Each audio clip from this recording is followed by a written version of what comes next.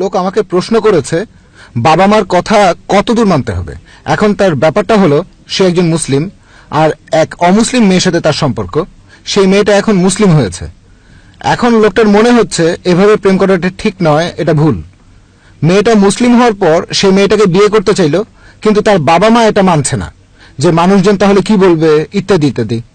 এখন লোকটা বেশ বিপদে পড়ে গেছে, কারণ একবার নবী ইব্রাহিম তার ছেলে ইসমাইলকে বলেছিলেন স্ত্রীকে তালাক দিতে। ইসমাইল আলাইহিস সালামও তালাক দিয়েছিলেন। এছাড়াও পবিত্র কোরআনে একটা আয়াত বলছে, তোমার বাবা মাকে উফ শব্দটাও বলো না। এখন সে যদি বাবা মাকে অমান্য করে সেই মেয়েটাকে বিয়ে করে যার সাথে তার সম্পর্ক আছে, এই পরিস্থিতিতে তার কি করা উচিত? ভাই প্রশ্ন করলেন যে বাবা মার কথা কতদূর পর্যন্ত পালন করতে হবে, আর আপনি বললেন যে এক লোকের সাথে এক অমুসলিম মেয়ের সম্পর্ক, সেই মেয়েটা ইসলাম ধর্ম গ্রহণ করেছে, কিন্তু লোকটার বাবা মা বলছে মেয়েটা তো অমুসলিম ছিল, এখন মুসলিম হয়েছে, মানুষ কি বলবে, তার বাবা মা তাকে বাধা দিচ্ছে। তারপর আপনি বললেন ইব্রাহিম আলাইহিস সালামের কথা, তিনি বলেছিলেন বলে তার ছেলে তালাক দিয়েছিল, আর বাবা মাকে উশব্দ বলা যাবে না, সূরা ইসরা 23 নম্বর আয়াতে বলা হয়েছে। এখানে তার কি করা উচিত? আপনার প্রশ্নের প্রথম অংশ, বাবা মার কথা কতদূর পর্যন্ত মানতে হবে। যদি তার বাবা মা আল্লাহ এবং রাসূলের বিরুদ্ধে না যায়, আল্লাহ রাসূলের আদেশের বিরুদ্ধে না যায়, তাহলে সবকিছুই মানা যাবে, এটা সর্বোচ্চ সীমা। এরপরেও যদি মানেন, সেটা হবে আল্লাহ এবং রাসূলের বিরুদ্ধে।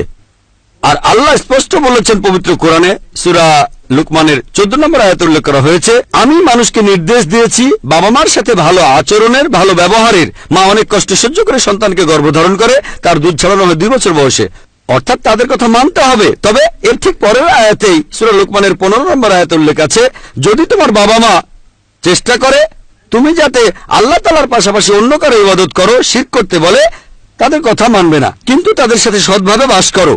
একই কথা আছে সূরা আনকাবুতে, এখানে 8 নম্বর আয়াতে বলা হয়েছে, আমি মানুষকে নির্দেশ দিয়েছি বাবা মার সঙ্গে সৎ ব্যবহারের, কিন্তু বাবা মা যদি জিহাদ করে, চেষ্টা আর জোর করে আল্লাহর পাশে এমন কারো ইবাদত করতে যার সম্পর্কে তোমার কোনো জ্ঞান নেই, তাহলে মানবে না।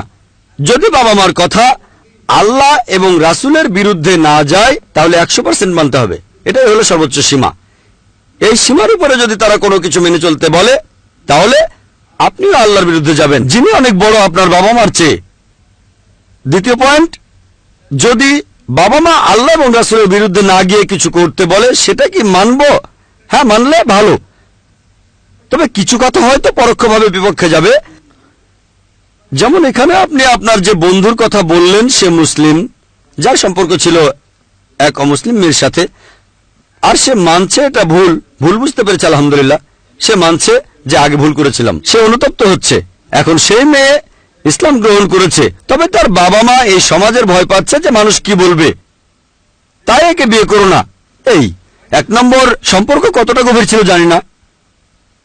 যদি এই সম্পর্কটা হয়ে থাকে শেষ পর্যায়ের,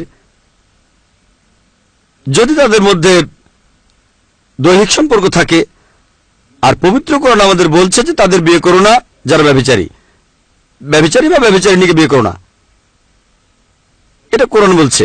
এমন কাউকে বিয়ে করো না যে মুমিনা না, এটা আসলে শিরকের কাছাকাছি। আসলে এই ধরনের ক্ষেত্রে পেপারে এমন অ্যাড দেব না যে আমি ব্যভিচারী, একজন ব্যভিচারিণীকে বিয়ে করতে চাই, টাইমস অফ ইন্ডিয়াতে এই অ্যাডটা আমি ছাপাতে চাই। তাই যদি কোনো পাপ করি, মানছি এটা পাপ, তবে মেয়েটা এখন মুসলিম হয়ে গেছে, আমার মতে বিয়ে করতে কোনো সমস্যা নেই। 1 নম্বর পয়েন্ট। অথবা হতে পারে সম্পর্কটা হয়তো শেষ পর্যায়ের না, হয়তো তারা মাঝে মধ্যে এখানে সেখানে বেড়াতে যেত, এটা পাপ, সেও মেনেছে, এর মধ্যে কোনো ভালো কিছু নেই। কিন্তু সে মেয়ে যদি ইসলামের সৌন্দর্য দেখে মুসলিম হয়ে থাকে, আর যদি মনে করে সে একজন সত্যিকারের মুমিনা, সত্যিকারের মুসলিমা, ইসলাম পালন করে, আর সে মেয়ে যদি বিয়ের জন্য একই রকমের কোনো পুরুষ খুঁজে না পায়, ছেলেটাকে বিয়ে করতে চাইলো, বাবা মা তখন বাধা দিল যে মানুষজন কি বলবে, সে ভালো মেয়ে না, এজন্য বাধা দিচ্ছে না। আমাদের নবীজি বলেছেন, যখন বিয়ে করবে, যখন জীবন সঙ্গীকে বেছে নেবে, সাধারণত মানুষ 4টা জিনিস দেখে। প্রথম হচ্ছে সৌন্দর্য, দ্বিতীয় সম্পদ, তৃতীয়টা আভিজাত্য, চতুর্থ হলো গুণ। সবচেয়ে সেরাটা গুণ। কেউ সৌন্দর্য দেখলে সেটা হারাম না, সম্পদ দেখাটাও হারাম না, আভিজাত্য দেখাও হারাম না, তবে এর মধ্যে সেরাটা হলো গুণ।